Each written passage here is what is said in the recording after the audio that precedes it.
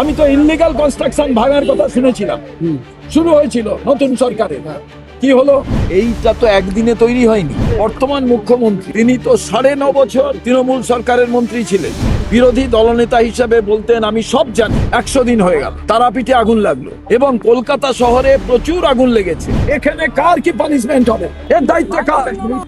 এই যে illegal hotel চালানো হচ্ছে, যা যা ঘটছে সেগুলো কেন ব্যবস্থা নিচ্ছেন না? এর জন্য দায়ী কে?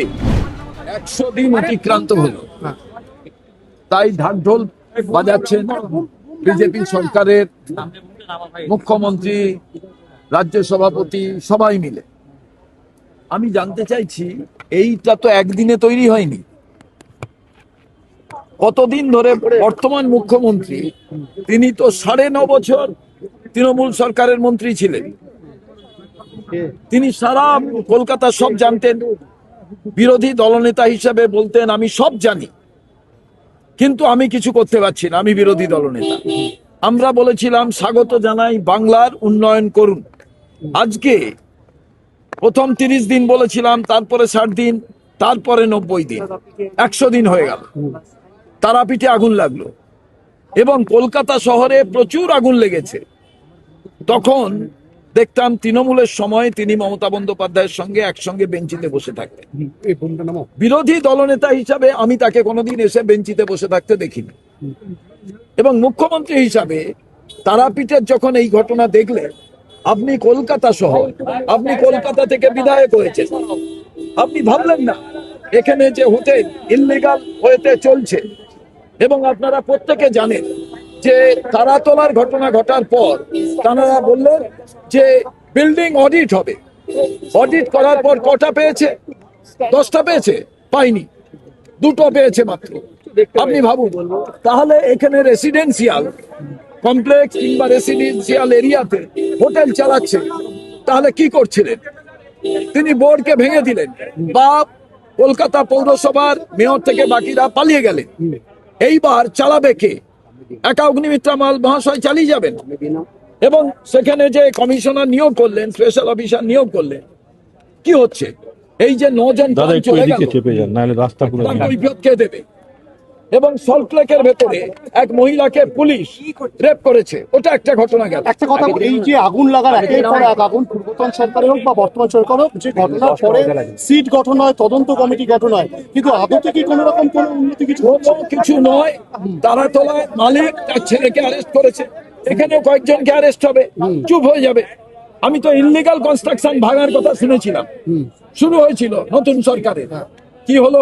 ইললিগাল কনস্ট্রাকশনের নামে গরিব কিছু লোকের বাড়ি ভেঙে দেওয়া হলো, যারা বড় বড় একেবারে মানিড ম্যান, ইনফ্লুয়েন্স আদমি, তারা কি করলেন? তারা যারা ইললিগাল বড় বড় বিল্ডিং বানিয়ে রেখেছে, কিচ্ছু হলো না, তারা সরকারের সঙ্গে যুক্ত হয়ে গেল। আপনাদের তরফ থেকে কাকে দায়ী করবেন? আমি মনে করি চিফ মিনিস্টার, আপনি তো বাংলায় সব জানেন, আগে মন্ত্রী ছিলেন তৃণমূলের আমলে, আপনি বিরোধী দলনেতা ছিলেন, আপনি কেন বলবেন না?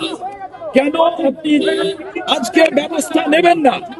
আপনি সরকার তৈরি করার পর আমরা দেখছি এক এক করে পুলিশ ডিপার্টমেন্ট আপনার বাংলার মাটিতে খুন হচ্ছে, বাংলার মাটিতে ছাত্রের বাবাকে মেরে ফেলা হচ্ছে, বাংলার মাটিতে পুলিশ রেপ করছে, সল্লেকের ভেতরে মহিলা কিডন্যাপ হয়ে, বাচ্চা মেয়ে রেপ হয়ে তাকে মেরে ফেলা হচ্ছে।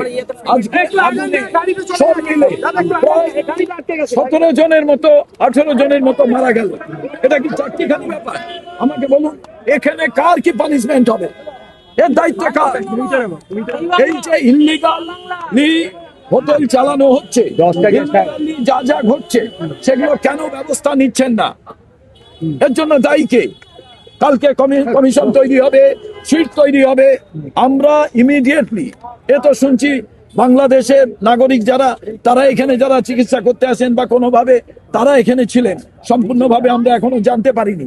কিন্তু এই যে এলাকা জুড়ে আপনি বিল্ডিং অডিট করলেন, তাহলে কি অডিট হলো? কি অডিট হলো? কি জানলেন? কি চাইছেন এখন? কি চাইছেন? আমরা চাইছি যে বিচার বিভাগীয় তদন্ত হোক। একজন সিটিং জাজ, একজন নয় 3 জন সিটিং জাজকে দিয়ে এই টোটাল এনকোয়ারি করানো হোক এবং মুখ্যমন্ত্রীকে বলছি আপনারা পাচ্ছেন না, 3 মাসে কিছু করতে পারলেন না। কলকাতায় জল জমে যাচ্ছে, কলকাতায় দেখা যাচ্ছে রাস্তা ভেঙে চুরমার, বলছেন সব মমতা বন্দ্যোপাধ্যায়ের আমলে। ভাই সেই জন্য স্মিতা পান্ডের কাছে আমরা বিক্ষোভ জানিয়ে আমরা দেখা করতে গেলাম, দেখা করলেন না, বারে বারে তিনি হচ্ছে সময় দিচ্ছেন। আমার মনে হচ্ছে এই সরকার চলছে না। আরো ভালো ভালো খবর দেখতে সাবস্ক্রাইব করুন বাংলা হান্টের ইউটিউব চ্যানেল। বাংলা হান্টের আরো খবর দেখতে নজর রাখুন। বাংলা খবর মানেই বাংলা হান্ট।